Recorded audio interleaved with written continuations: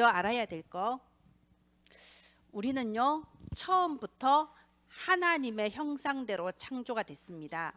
하나님의 형상대로 창조됐단 말은 하나님은 영이시니, 즉 다시 말해서 우리를 영적 존재로 창조했다는 겁니다. 여기에 칠판 나오게 좀 해주세요. 네. 우리를 하나님은 영적 존재로 창조하셨어요. 그래서 이 세상은요 눈에 보이지 않는 영적 세계가 분명히 있습니다. 그런데 눈에 안 보이는 영적 세계가요 눈에 보이는 현실 세계를 좌우합니다. 그렇게 봤을 때 우리가 영적 존재라는 것은요 엄청난 의미가 있는 거죠. 저와 여러분은 하나님의 자녀입니다. 그러면 하나님의 자녀, 천지를 창조하신 하나님의 자녀인 내가 기도를 한다, 이게 어마어마한 거예요. 그래서 시공간을 초월한다고 그러고요, 앉아서 237 나라의 빛을 비춘다고 하는 거예요. 그래서 보좌의 능력이라고 하는 겁니다. 오늘 우리 주일학교 예배 나왔는데요, 아무도 그 이름을 모르는 힘없는 여자, 평범한 한나라는 한 여자가 기도 한번 했는데 그것이 이스라엘 나라를 바꾸고 다윗이라는 이스라엘 역사상 가장 위대한 왕을 세우는 발판이 됐습니다. 이게 내가 하는 기도의 능력이에요. 자, 그런데요 우리는 이런 영적 존재인데요, 고린도전서 3장 1절에서 3절 보면요 이런 부분이 나와요. 너희가 아직도 그리스도 안에서 영적인 어린아이다. 너희가 아직도 육신에 속한 자다. 말하자면 영적 존재인데 아직도 육신에 속해 있다. 어린아이다. 이렇게 말하고 있습니다. 그 구절에 이렇게 돼 있어요. 너희가 아직도 영적인 어린아이가 돼서 불평하고 분쟁한다. 자, 불평하고 분쟁하면 무슨 일이 벌어질까요? 계속해서 그런 응답이 일어납니다. 불평할 일 계속 생기고요, 분쟁할 일 계속 생깁니다. 왜? 영적 세계거든요. 내 입술로, 내 입으로 틀린 말하면 틀린 응답이 와요. 이상한 말하면 이상한 응답이 옵니다. 그게 영적인 원리예요. 오늘 우리가 기도에 대해서 함께 나눌 건데요, 지금까지 우리를 위해서 기도해 준 배경이 있었습니다. 우리가 이 자리에 어떻게 앉아 있나요? 지금까지 알게 모르게 나를 위해 기도해 준 그 입술이 있었어요. 그리고 또 우리가 지금 렘넌트를 위해서 기도하고 있습니다. 우리가 렘넌트를 위해서 하루에 한 번 마음 담아 기도할 때 이게 하늘 보좌를 움직입니다. 우리 렘넌트들의 앞날을 하나님께서 움직이십니다. 이렇게 기도는 능력이 있습니다. 오늘 우리가 부르심에 합당한 자의 기도, 나에게 참된 기도가, 그리고 그 응답이 시작되는 날 되기를 바랍니다. 제가 예전에요 순복음 기도원을 딱 한 번 간 적이 있어요. 기도원이 뭐예요? 기도하는 곳이죠. 그래서 상당히 이제 기대하고 갔어요. 기도원, 얼마나 기도만 하길래 기도원이냐, 와 정말 좋다. 그래서 저기 저 산속에 경치 좋고 공기 좋은 데로 가더라고요. 그 집도 멋있게 지어놨어요. 아, 여기가 기도원이구나. 근데 거기서도 이제 집회를 하더라고요. 그 집회하면 저는 가본 집회가 유목사님 집회밖에 없어가지고 필기할 준비를 갖추고 앉았죠. 그런데 그렇게 뜨겁게 찬양을 해요. 찬양하는데 손 들고 울부짖으면서 찬양해요. 막 그 찬양하고 막 뜨겁게 전부 다 소리내서 통성으로 기도하고 분위기 너무 좋았어요. 그런데 딱 목사님이 나오셨어요. 말씀 전하려고. 딱 목사님 나오니까 갑자기 전부 다 힘이 쫙 빠지는 거예요. 그냥 목사님 말씀 시작하니까 전부 다 졸기 시작하는 거예요. 말씀에 아무도 관심 없어요. 그러다가 목사님 말씀 끝나니까 다시 사회자가 나와서 뜨겁게 부르짖어서 이제 전부 다 일어나서 막 찬양하고 기도하고 그러더라고요. 너무 이상했습니다. 뭐죠? 여러분, 기도는 뜨겁게 한다고 응답되는 게 아니에요. 기도는 열심히 한다고 응답되는 것도 아니고, 기도는 많이 한다고 응답되는 것도 아니에요. 왜? 다른 종교도 다 기도하거든요. 기도 안 하는 종교 없습니다. 특히 절 같은 데는요 새벽 3시 40분에 일어나요. 새벽 3시 40분에 일어나서 싹 씻고 도량석 돌고 그리고 예불 드리는 걸로 하루를 시작합니다. 해 뜨기도 전에 기도로 시작해요. 그렇게 기도를 많이 합니다. 이슬람교 하루에 6번, 그리고 옛날에 수도원 거기도 3시간에 한 번 기도를 우리보다 훨씬 더 많이 해요. 훨씬 더 뜨겁게 해요. 그래서 이렇게 기도했을 때 그럼 응답이 안 되냐? 하나님께 기도 안 하고 우상한테 기도하니까 응답이 안 될까요? 아니요. 그렇게 부처 앞에 기도하고 이슬람교에서 기도해도 다 응답돼요. 능력이 나타나요. 왜 그래요? 하나님의 형상, 인간은 영적 존재로 창조됐거든요. 그래서 영적인 힘이 있어요. 우상한테 기도해도 누구한테 기도해도 응답은 됩니다. 근데 문제는 뭐냐? 나중에 재앙을 불러들여요. 그래서 우리가 기도해서 제일 중요한 거는 뭐냐? 복음 이해예요. 복음이 뭔지를 이해하고 기도하는 게 가장 중요합니다. 제가 왜 이해라고 했냐? 아는 게 아니에요. 이해예요. 지난주 말씀대로 생각이 아니고 마음입니다. 가슴입니다. 제가 아는 장로님 한 분이 그러더라고요. 이 장로님은 아주 어렸을 때 초등부 때부터 교회를 다니신 분이에요. 나름 믿음이 좋으신 분이었어요. 그런데 그 한 번 지나가는 말로 저한테 얘기하더라고요. 회사에 어떤 아줌마가 있었는데 자기만 보면 맨날 예수 그리스도 얘기하더래요. 자꾸 말하더래요. 그래서 자기는 이해가 안 됐대. 나도 예수 믿는데, 나도 어릴 때부터 교회 다니는데 나도 다 아는 얘기를 왜 저렇게 열을 내면서 계속 할까? 근데 어쨌든 그분한테 이제 들은 거죠. 근데 듣다가 어느 날 이분이 깨달은 거예요. 그분이 지나가면서 한 말이에요. 이렇게 말합니다. 만 가지가 다 있어도 한 가지가 없어서 망하는 게 세상이구나. 제가 그걸 깨달았던 거예요. 무슨 말이죠? 오직 복음을 깨달은 거예요. 왜 오직이냐, 이걸 깨달은 거예요. 여러분, 우리 성경은요, 복음을 말하는 책이 아닙니다. 오직 복음을 말하는 책입니다. 그래서 교회를 평생을 다니고 몇 대를 교회 다녀도요, 이 오직 복음에 대한 답이 안 나면 소용없어요. 그런데 당대의 하나님을 믿어도, 내가 당대의 우상 숭배하던 집에서 나 혼자 교회 다녀도요, 오직 복음으로 답이 나면 거기에 하나님이 역사해 주시는 겁니다. 내가 예수 그리스도 이 복음을 어떻게 이해하고 있고 어떻게 믿고 있느냐가 모든 것을 다 좌우해요.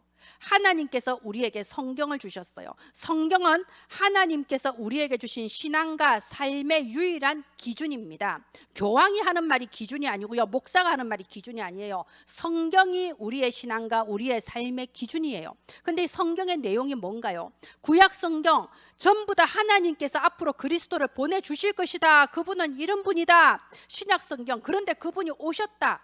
성경의 내용이 다 그리스도예요. 그죠? 자, 그래서 성경의 핵심이 뭐냐? 성경의 핵심, 요한복음 5장 39절 이렇게 되어 있습니다. 너희가 이 성경을 왜 읽냐? 너희가 구원받으려고 이 성경을 연구하고 읽지 않냐? 그런데 이 성경이 곧 내게 대하여 증언하는 것이다 라고 되어 있습니다. 이 성경은 뭐라고요? 그리스도를 증언하는 게 성경이에요. 그러면 성경의 목적, 하나님께서 우리에게 성경을 주신 목적이 뭐냐? 요한복음 20장 31절입니다. 여러분, 이 두 가지는 꼭 기억하세요. 요한복음 5장 39절, 요한복음 20장 31절. 오직 이것을 기록함은, 이 성경을 기록한 이유는 너희가 예수께서 그리스도이심을 믿고 그 그리스도 이름을 힘입어서 생명을 얻으라고 이 성경을 주신 겁니다. 말하자면 하나님께서 주신 신앙과 삶의 기준이 성경인데, 성경에서 말하는 게 다 그리스도라고요. 그런데 하나님 믿는다는 사람이, 교회 다닌다는 사람이 이 그리스도를 잘 모른다는 게 말이 안 되잖아요. 그죠? 근데 실제로 잘 몰라요. 교회를 굉장히 오래 다니고 굉장히 열심히 다니고 모범적으로 신앙생활 하시는 분들도 이 그리스도 복음에 대해서 오해하거나 착각하고 계신 경우가 너무나 많습니다. 자, 복음에 대한 착각, 착각 그리고 오해, 뭐가 있을까요? 대표적으로 이스라엘은요, 하나님께서 이스라엘을 택하셨어요. 맞습니다. 이스라엘은 선민이 맞아요. 선민이기 때문에 선민 사상을 가지고 있었죠. 하나님께서 선택하신 민족이다. 하나님이 이스라엘에게 말씀을 주시고 이스라엘을 통해서 복음을 주셨습니다. 그런데 이스라엘이 착각했어요. 오해했어요. 이 그리스도가 대체 누구냐? 다른 나라 다 박살내고 우리나라만 잘 살게 해주시는 분이 그리스도다. 우리 민족을 살리는 메시아 그리스도다. 이렇게 착각을 했어요. 그리고 우리가 착각했을 거라고는 꿈에도 생각을 안 한 거죠. 내가 틀리게 믿고 있다고는 꿈에도 생각 안 한 거예요. 몇천 년을 생각을 안 한 거예요. 그래서 이스라엘 민족처럼 열심특심인 민족이 없잖아요. 이 바리새인들처럼 하나님 말씀을 잘 지키는 민족이 없어요. 이스라엘 민족처럼 정말로 이렇게 열심특심 하나님을 섬기는데 이상하네요. 계속 망해. 아니, 잘 돼야 될 건데 선민이라는데 그야말로 계속 망하잖아요. 우리 구약이 뭡니까? 애굽에게 망하고, 블레셋에게 망하고, 아수르에게 망하고, 바벨론에게 망하고, 신약 성경 와서는 로마에게 망하고, 이렇게 복음을 착각하면요, 이런 무서운 결과가 벌어져요. 또 우리 성경에 보면요, 요한복음 2장에 니고데모 나오죠. 이 니고데모는 뭐 하는 사람입니까? 예수님이 니고데모에게 그랬어요. 네가 백성을 가르치는 선생이다. 말하자면은 백성들에게 이 하나님의 말씀을 가르치는 율법학자였어요. 그런데 이런 니고데모가 어떤 사람이에요? 종교인이었던 거예요. 종교 생활하는 사람이었어요.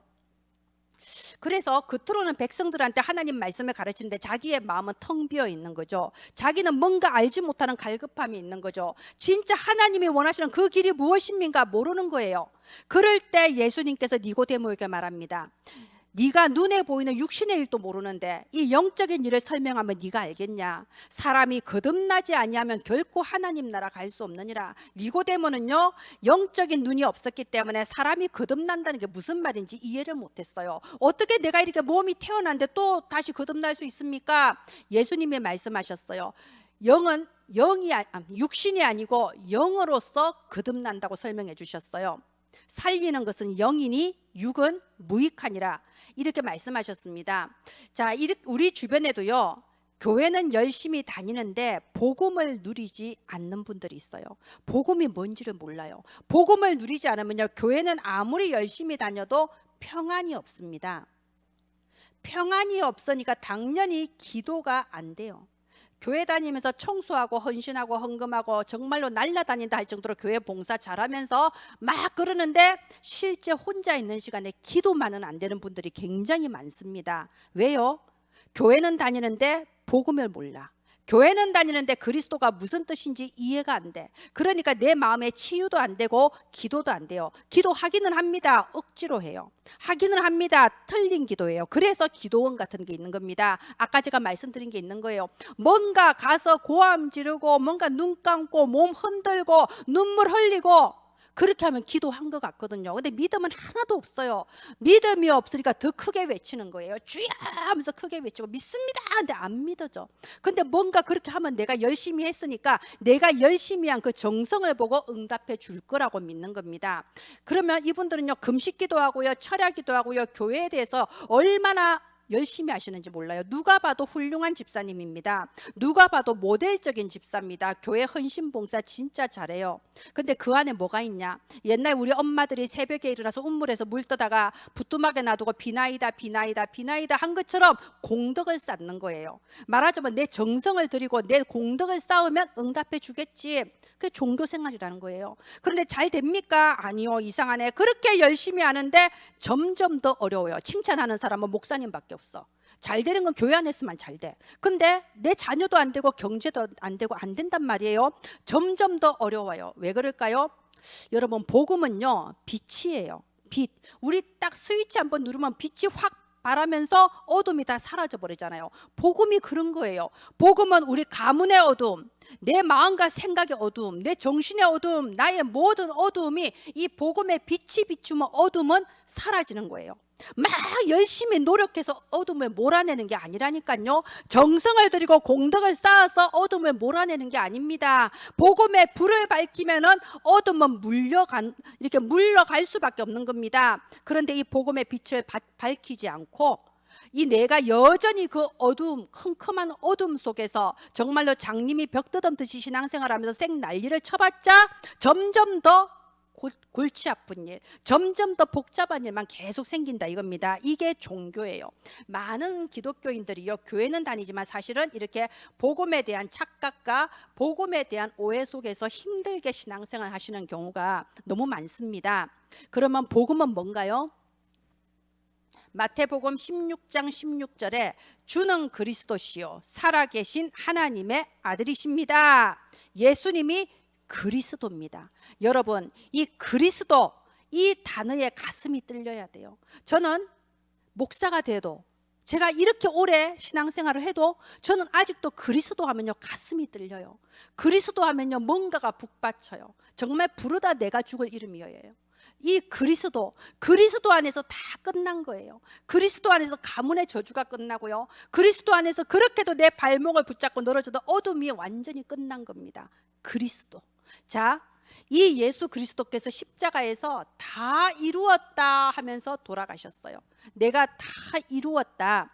자, 그리스도 주님이 다 이루셨어. 그러면 당연히 모든 것은 저절로 되어지는 게 당연한 겁니다. 힘쓰고 애쓰고 노력해도 될까 말까가 아니에요. 저절로 되어지는데 이 저절로 되어지는 응답을 못 누리고 계속 어려움을 당한단 말이에요.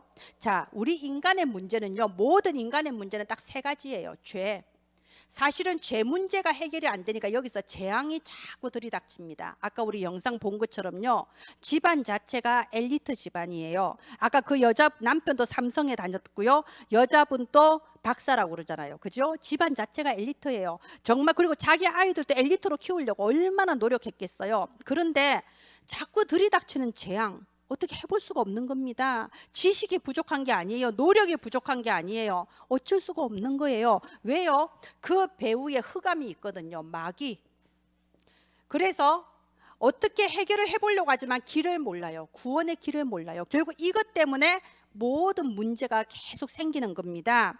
그런데 하나님은 이 죄를 해결하시고 이 재앙을 막는 참 제사장, 그리고 마귀를 완전히 멸하시는 참 왕, 길을 모르는 우리에게 구원의 길을 열어주신 참 선지자, 참 제사장, 참 왕, 참 선지자 그리스도를 우리에게 보내주신 거예요. 그래서 이 그리스도가 오직인 거예요. 그냥 복음이 아니라니까요. 오직 그리스도. 아까 영상에 저는 인상 깊었던 게 그래요. 그분 그러시죠. 나는 박사인데 박사보다 내가 임마누엘 교회 집사인 게 더 영광스럽고 더 행복하다고 얼굴이 환하게 피잖아요. 오직을 발견한 사람이에요. 그냥 교회 다니는 사람은 그런 고백 안 나옵니다.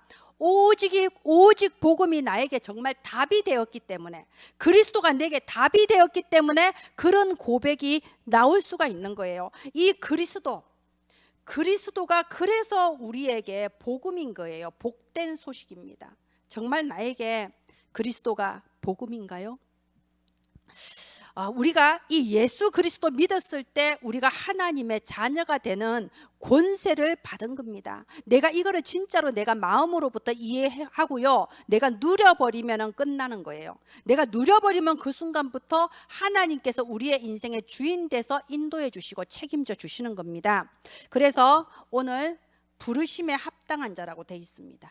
부르심에 합당한 자. 여러분 이번 주에 이 구절 마음에 담으세요. 부르심에 합당한 자. 누가? 바로 저와 여러분이 하나님의 부르심에 합당한 자입니다. 저희 교회가요, 이제 곧 가까운 시일에 중직자 임직을 할 겁니다. 여기 계신 분들이 결국 이제 중직자 임직을 하게 되겠죠. 저희 교회가 지금 계속해서 중직자 기도를 몇 년째 하고 있어요. 한 사람이 한 지역과 한 나라와 한 분야를 살릴 중직자들, 오바댜 같은 중직자들, 후대의 이정표가 되는 중직자들이 일어나게 하옵소서. 한 사람도 빠짐없이 여기에 구경꾼이나 방관자가 아니라 주역이 되게 하옵소서. 이렇게 기도하는 가운데 이제 하나님께서 우리 교회 시간표에 중직자를 세우게 하실 겁니다. 그런데 우리가 중직자 이러면요, 제일 먼저 생각하는 게 이거예요. 자격이 있냐 없냐. 나는 자격이 있냐? 저 사람은 자격이 있냐? 예, 이것부터가 불신앙이에요. 자격 여부는 사람이 판단하는 게 아닙니다. 누가 판단하시나요? 하나님이 판단하세요. 근데 하나님이 뭐라고 하십니까? 오늘 데살로니가 후서 1장 11절에요. 하나님이 너희를 그 부르심에 합당한 자로 여겼다고 되어 있습니다. 하나님이 우리를 부르시고 하나님이 우리에게 소망을 가지고 부르셨는데 그 부르심에 우리가 합당하다라고 누가 인정했다고요? 하나님이 인정하셨어요. 여러분을 부르심에 합당한 자로. 그리고 마가복음 3장 13절에 보면요, 원하시는 자를 부르시니 나아온지라 라고 되어 있습니다. 자 보세요. 예수님의 제자들을 보시고 원하시는 자를 부르셨어요. 선별하셨어요. 자기들이 자원한 거 아니에요. 내가 열심히 하니까 내 한번 해볼랍니다, 이거 아닙니다. 예수님이 원하셨고요, 그 원하시는 자를 부르는데 아니 나는 자격이 없어서 하면서 뒤로 뺀 사람 있습니까? 없어요. 부르시면 나가는 겁니다. 아멘 하고 순종하는 겁니다. 내가 원해서 하는 게 아니에요. 자, 내가 중직자가 되면은 내가 제대로 할 수 있겠습니까? 하나님께 영광 돌릴 수 있겠습니까? 나는 자격이 없습니다. 여러분 이거 겸손한 말이 아니에요. 정말로 복음이 딱 이해되면요, 그 무엇에 대해서도 부담이 없어집니다. 왜냐? 이 세상에 다른 일은 내가 해야 되지만 하나님의 일만은 하나님이 하세요.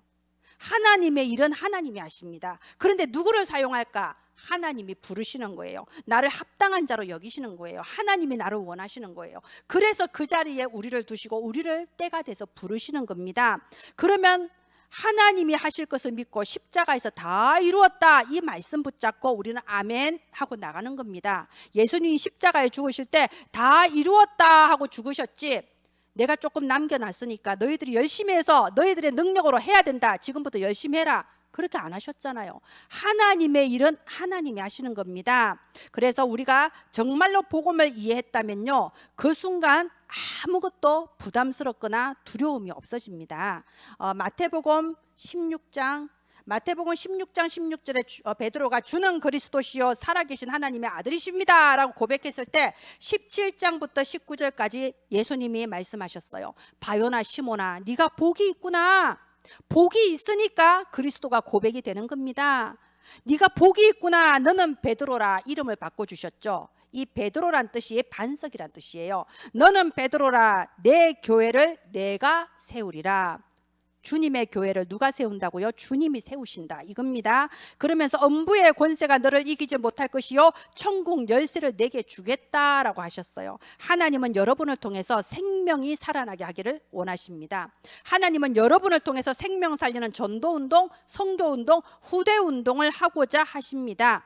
여러분은 이미 예수 그리스도를 고백한 그 순간의 영적 서밋이에요. 그리고 여러분의 경제와 여러분의 산업에 하나님께서 서밋의 정글을 주실 거예요. 그게 기능 서밋입니다. 그리고 우리의 후대를 통해서 문화를 바꾸게 하실 거예요. 그게 문화 서밋이에요. 하나님께서 이미 우리에게 영적 서밋, 기능 서밋, 문화 서밋 약속하셨어요. 하나님이 약속하셨는데 우리는 맨날 내가 되니 안 되니 내 자격과 내 조건과 내 상황을 보면서 불신앙하고 있는 겁니다. 서론에 말씀드렸죠. 틀린 생각은 틀린 응답을 가져옵니다. 이상한 말을 하면 이상한 응답을 가져와요. 내 입술로 믿음을 고백하시기 바랍니다. 부르심을 받은 우리 앞에 놓여져 있는 미래의 길은 뭐냐? 전도운동, 선교운동, 후대운동, 영적 서밋, 기능 서밋, 문화 서밋 이겁니다. 다른 거 없어요. 오직 이 복음을 깊이 이해하고 깊이 누리는 시간 되기를 바랍니다. 자, 그러면 우리는 이제부터 어떤 기도를 해야 되냐? 영적 서밋의 기도를 해나가면 됩니다. 제가 이번 주에 이제 만난 한 분이 있는데요. 이분은 굉장히 본인이 혼자서 힘든 분이에요. 근데 겉으로는 굉장히 이분이 강한 사람 같이 보이거든요. 언제나 우리는 사람의 내면을 봐야 돼요.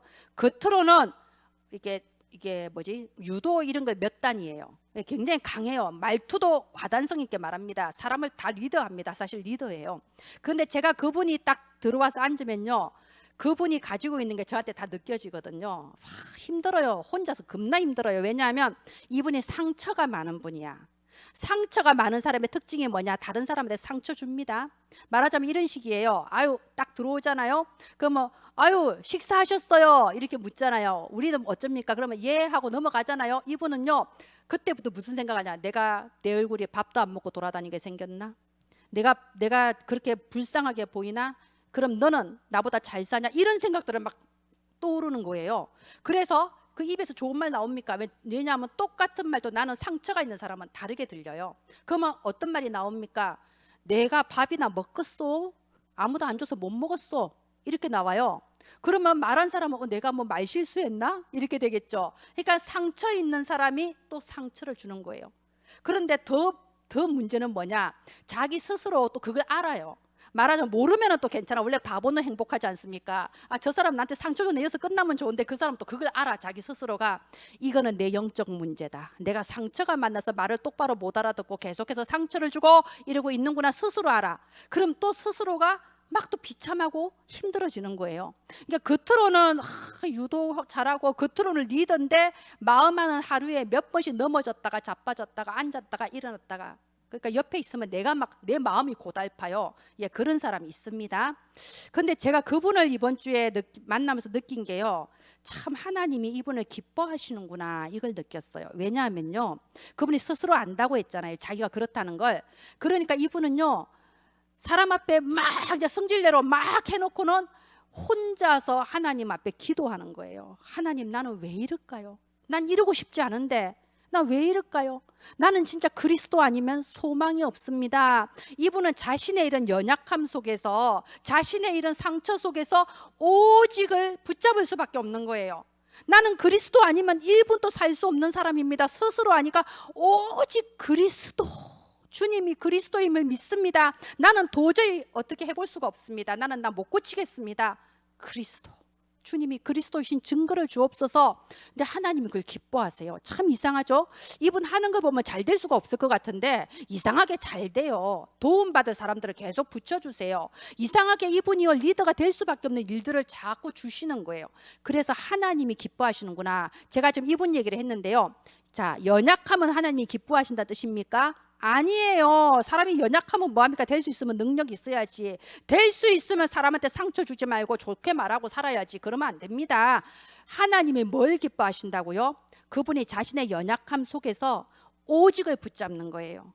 나는 이렇다는 걸 알기 때문에 오직 그리스도 붙잡고 기도하니까 하나님이 그걸 기뻐하시는 거예요. 우리 주변에 그런 사람 본 기억 있을 겁니다. 인격도 더럽고 성격도 더럽고 모든 게 볼 거 하나도 없는데 이상하게 복을 받네? 하나님이 그분을 기뻐하시는 이유가 있어요. 오직이 되는 겁니다.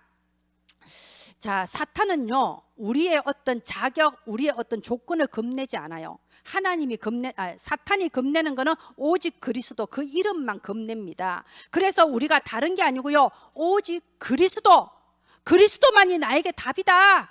이렇게 됐을 때 사탄이 겁을 내고 물러가는 겁니다. 그래서 우리는 복음을 이해하고 하나님께 부르심을 받은 자예요. 그게 복음이에요. 내가 어떤 모습이라도 나는 하나님께 부르심 받은 자다. 나는 그 부르심에 합당한 자로 하나님이 나를 인정하셨다. 붙잡기를 바랍니다. 그렇다면 이제부터 우리가 할 기도가 뭐냐? 영적 세계를 알고 기도하면요, 어느 사이에 내가 서밋의 자리에 와 있는 걸 발견하게 될 거예요. 우리 요셉 보세요. 요셉은 눈에 보이는 현실 세계에서는요 아무것도 할 수 없는 노예였어요. 그런데 요셉은 하나님께 기도하면서 이 영적 세계에 는 가장 높은 서밋의 자리에 딱 올라가 있었어요. 그러니까 아무도 요셉을 당해낼 수가 없는 거예요. 영적 서밋이기 때문에. 이게 우리가 가진 힘입니다. 그런데 이 영적인 힘을요 불신자들도 다 알고 사용해요. 불신자들은 이걸 보고 뭐라고 하냐? 잠재력이라고 해요. 우리 인간에게는 잠재력이 있다. 너희 속에 신이 있다. 뉴에이지 사상 아닙니까? 그죠? 우리 책 보면요, 너희 속에 무한한 내면 세계의 힘이 있다. 이런 식으로 가르치죠. 그러면서 기운동하고요, 뭐 학생들 공부한테 도움된다. 뇌호흡하고요, 막 명상 운동하고요, 명상 기도원 있지 않습니까? 불신자들도 영적인 힘이 뭔지를 알고 이걸 이용하려고 하는 거예요. 인간은요 하나님 형상대로 창조된 영적 존재이기 때문에 누구나 영적인 힘이 있거든요. 그런데 보세요, 이렇게 불신자들도 이거를 이용하는데 우리는 어떻습니까?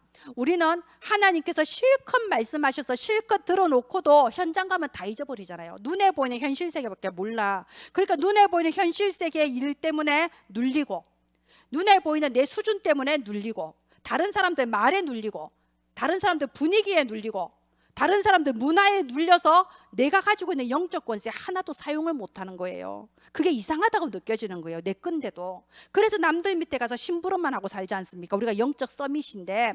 그래서 우리가 영적 세계, 하나님께서는요 사도행전 1장 3절에 보면요 하나님 나라의 일을 40일 동안 가르쳤다고 돼 있어요. 이게 뭔가요? 영적 세계를 가르친 거예요. 내가 십자가에 못 박혔다고 해서 너희들이 그것 때문에 두려워하고 다 숨지 않았냐? 영적 세계를 몰라서 그런다. 하나님 나라를 몰라서 그런다.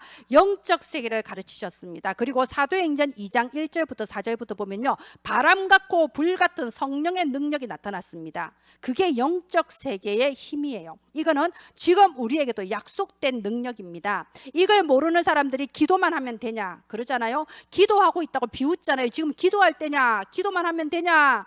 그런데 정확하게 말하면요, 우리가 기도로서 영적 세계에서 승리해버리면요 가만히 있어도 돼요. 사실은 하나님께서 움직여 주십니다. 예, 이렇게 말하기가 사실 쉽지 않아요. 왜냐하면 우리 랩런트들 같은 경우에 이렇게 말하면 나 이제 공부 안 해도 되네, 난 기도만 할란다, 이렇게 돼버리잖아요. 그 말이 아닙니다. 그래서 이런 말을 잘 안 하는 거예요. 근데 정확하게 말하면 그렇습니다. 영적 세계에 승리하면 기도만 해도 됩니다.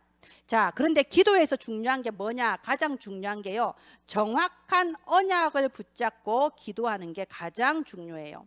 그냥 아까 처음에 말했죠, 그냥 열심히 하고 뜨겁게 한다고 기도가 하는 게 아니라고요. 정신 딱 차리고 복음이 뭐냐, 나는 누구냐, 그리스도는 어떤 분이냐, 그리고 하나님께서 이루시겠다고 주신 언약의 말씀은 도대체 무엇이냐, 이번 주 우리 교회 강단 말씀은 무엇이냐, 정확한 언약을 붙잡고 기도하는 게 가장 중요합니다. 그게 하나님이 들으시는 기도예요. 그래서 날마다 하루에 한 번 이상은 말씀을 들어라. 날마다 하루에 한 번 이상은 이렇게 스마트폰으로 들어라. 이게 뭐죠? 이 정확한 언약을 붙잡았을 때 그 말씀으로 내 생각과 마음이 달라지는 거예요. 자, 히브리서 4장 12절에 보면요, 하나님의 말씀은 뭐라고 돼 있나요? 히브리서 4장 12절에 하나님의 말씀은 살았고 생명력이 있어서 우리의 영과 혼과 및 관절과 골수를 찔러 쪼개며 우리 마음의 생각과 뜻을 판단한다고 돼 있습니다. 이게 뭔 말인가요? 말씀을 우리가 진짜 마음으로 받으면요, 내 마음의 생각과 뜻을 완전히 바꿔버리세요. 생각을 편집해버린다 이겁니다. 생각이 편집되면 당연히 내 입에서 나오는 말이 달라져요. 그래서 우리 말하는 거 보면요, 말씀은 실컷 들어놓고 하나님의 말씀과 전혀 반대되는 말을 잘하죠. 생각 편집이 안 돼서 그래요.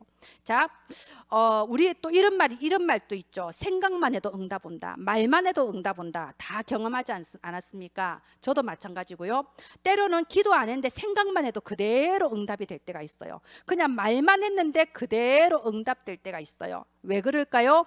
이거는요, 하나님의 말씀으로 내 생각이 편집이 돼 있었기 때문에 그래요. 그래서 그 생각대로 말대로 하나님이 응답해 주시는 겁니다. 그래서 기도는 뭐냐? 기도는요, 자, 보입니까? 우리의 뇌가 생각이죠.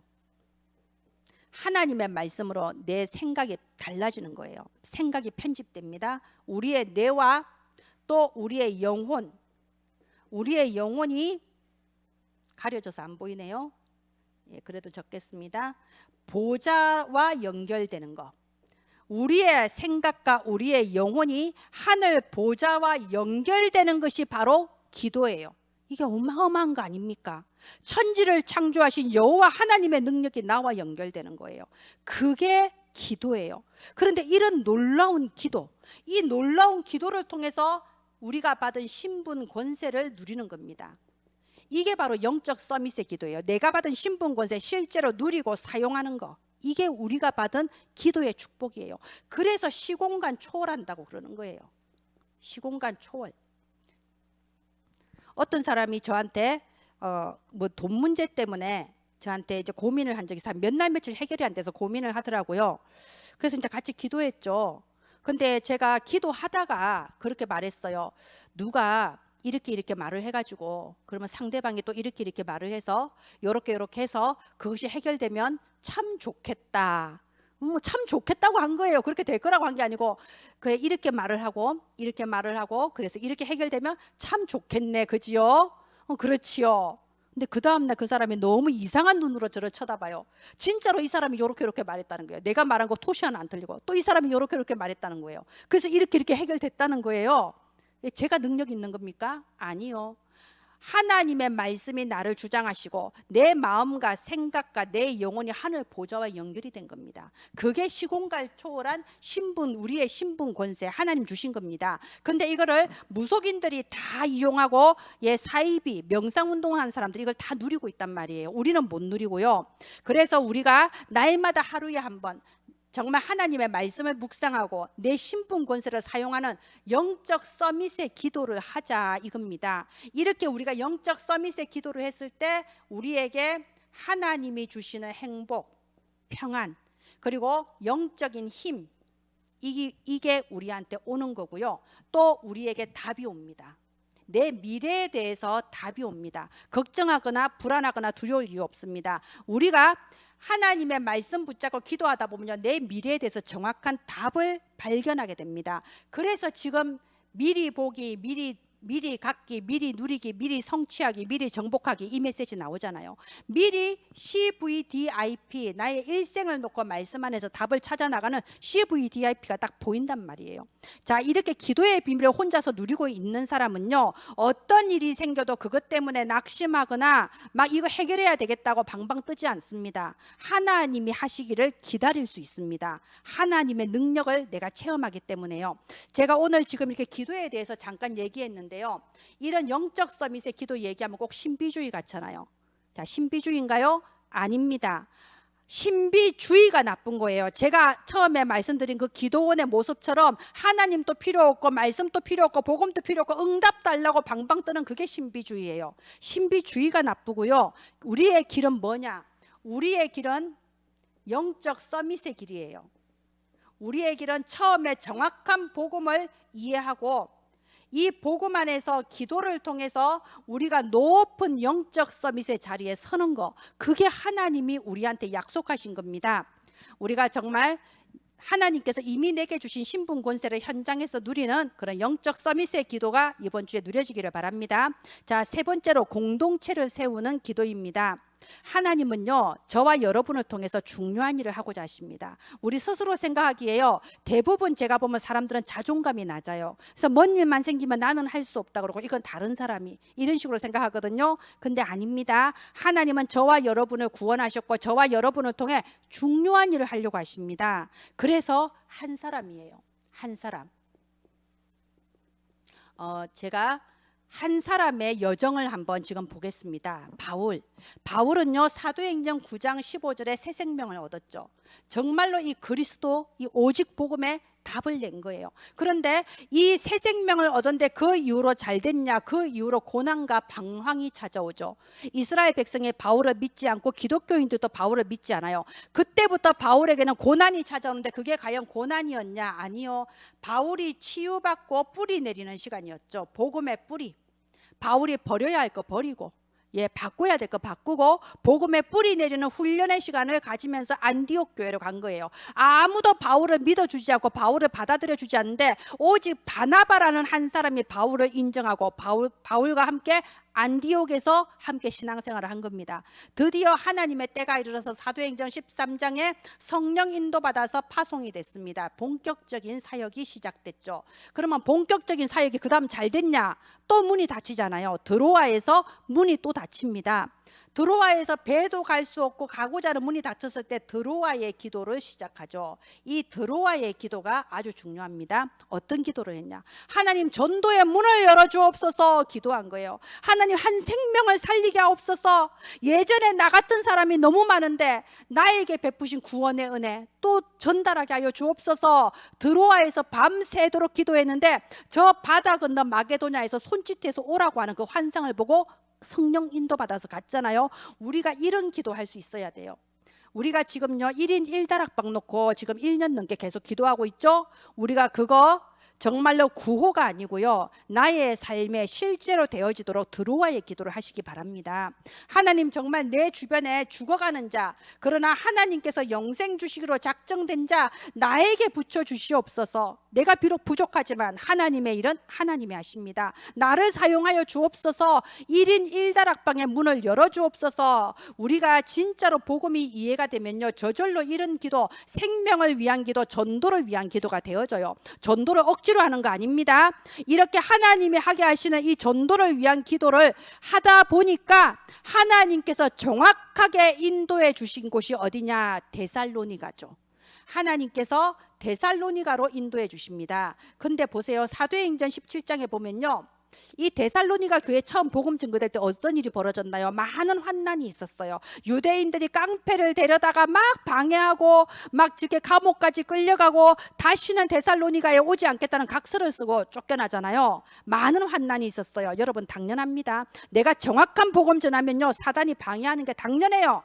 내가 정확하지 않은 복음, 오직 복음 말고 섞인 복음, 뭐 그냥 이렇게 해도 되고 저렇게 해도 되고 이런 대충 복음, 이런 복음 전하면 사단이 방해 안 합니다. 정확한 복음 전하면 사탄이 방해를 하게 돼 있어요. 그러나 이런 방해 속에서도 어떤 응답을 받았습니까? 이렇게 세워진 데살로니가 교회가, 우리가 지난번에 읽은 데살로니가 전서 1장 5절에 보면요, 너희가 능력과 성령과 큰 확신 가운데 말씀을 받았다라고 돼 있죠. 그리고 이보다 앞에 1장 3절, 너희가 믿음의 역사와 사랑의 수고와 소망 중에 인내가 있다고 했습니다. 데살로니가 1장 7절 보면요, 너희가 모든 믿는 자의 본이 되었다, 한마디로 모델 교회가 되었다고 되어 있습니다. 데살로니가 전서 1장 8절 보면요, 너희에 대하여 아름다운 소문이 온 유럽에 다 났다고 돼 있어요. 말하자면 어려움과 환난 가운데 모델적인 응답을 데살로니가 교회에서 받은 겁니다. 그리고 오늘 우리가 읽은 성경 데살로니가 후서 1장 1절부터 12절, 오늘 우리가 읽은 데까지 우리가 읽지는 않았지만 그 안에 내용을 보면요, 어떻게 되어 있냐면요, 1장 4절에 보면은 너희가 견디고 있는 모든 박해와 환난이 너희의 인내와 믿음을 여러 교회에 자랑하는 자랑거리가 됐다고 나오고 있습니다. 우리가 지금 여러 가지 어려운 환난과 고난을 겪는다고 해도요, 오히려 이것이 많은 사람 앞에 하나님의 그 영광을 나타내는 자랑거리가 된다. 그리고 여기 5절 보세요. 5절에 보면요, 너희가 받는 환난이 너희가 하나님의 나라에 합당한 자로 여김을 받는 그 표, 너희가 구원받았다는 표라고 되어 있습니다. 6절에 보면 6절하고 또 7절에 보면요, 공의의 하나님이 나오십니다. 하나님은 공의의 하나님이에요. 그래서 너희에게 환난을 받게 하는 자에게는 환난으로 심판으로 갚고 너희에게는 안식으로 갚는다고 되어 있습니다. 9절에서 10절, 그리하여 마침내 너희가 하나님의 영광을 보게 될 것이다 라고 되어 있습니다. 오늘 우리가 데살로니가 후서 1장부터 이렇게 쭉 보면요, 제가 지금 여러 가지 환난 또 어려움이 어떤 의미가 있는지가 나와 있는데요, 지금 이렇게 이 한 사람의 여정, 바울의 여정, 어떻게 보면 저의 여정이고요, 어떻게 보면 여러분의 여정 아닙니까? 여러분도 예수 생명 얻고 나서 바로 행복해졌나요? 바로 행복과 평안을 느꼈는데 문제는 내 눈에 보이는 현실 세계에서 계속해서 어려움이 왔잖아요. 그죠? 그게 내가 고난당하는 속에 뿌리 내리는 기간이었죠. 그 속에서 우리는 지금까지 여러 환난 중에서도 하나님의 일을 해왔습니다. 그래서 지금 이 자리에 우리가 이렇게 와 있는 겁니다. 이게 우리의 여정이에요. 오늘 하나님 말씀하십니다. 저와 여러분이 지금까지 당해왔던 여러 가지 환난, 그리고 그 속에서도 지금까지 해왔고 앞으로도 할 그 전도에 대한 헌신, 여러분이 하는 다락방의 헌신, 여러분이 하는 선교 헌신, 여러분이 교사로서 아이들한테 복음 전하는 이 모든 헌신이 결코 헛되지 않다라고 하는 겁니다. 캄캄한 어둠 속에 복음의 빛을 발하는 그런 빛을 밝히는 헌신이었다라고 말씀하십니다. 그리고 이런 우리에게 이제 공동체를 세우는 중직자가 되라고 하시는 겁니다. 공동체를 세우는 중직자. 왜요? 우리가 중직자로 서지 않으면 재앙시대를 막을 수가 없어요. 지금 이미 재앙시대 아닙니까? 우리가 중직자로 서지 않으면요, 우리 후대들이 당할 노예시대, 포로시대, 속국시대 막을 수가 없어요. 우리 후대들이 이 속에서 그대로 당한다 이겁니다. 그래서 우리가 중직자로 서야 되는 거예요. 그래서 우리가 우리의 후대들이 보고 따라올 이정표가 돼야 된다 이겁니다. 그래서 한 사람을 세우는 거예요. 자, 이 교회는요, 하나님이 세우신 공동체입니다. 우리 에베소서 4장 3절 4절 보면요, 하나님께서 이 교회를 하나로 묶으셨다고 돼 있어요. 성령도 하나요, 몸도 하나요, 하나님도 하나요. 그 속에서 우리가 하나님의 한 소망 안에서 부르심을 받았다라고 나와 있습니다. 성경 구절 적을까요? 에베소서 4장 3절부터 4절. 그런데 이렇게 하나님께서 우리를 부르신 이유가 뭐냐? 한 사람을 세우라고 하시는 겁니다. 교회는 어린이도 있고 청년도 있고 노인도 있지요. 그런데 그 중에 또 참 전도자도 있어요. 바울 같은 전도자도 우리 가운데 있습니다. 근데 우리는 몰라요, 누가 전도자인지. 근데 보세요, 우리가 선교사님들 도울 수도 있는데, 저 그런 말 몇 번 들었어요. 제가 잘못 들었는지, 선교사인 줄 믿고 여러 가지 헌금으로 여러 가지 이렇게 기도로 도왔는데 알고 보니 선교사가 아니었어. 그냥 그런 포장된 사람이었던 거죠. 이런 사기꾼을 모르고 도우면요, 하나님께서 그 사람한테 경제 축복 주시겠습니까? 경제 축복 받으면 다 엉뚱한 데로 가는데요.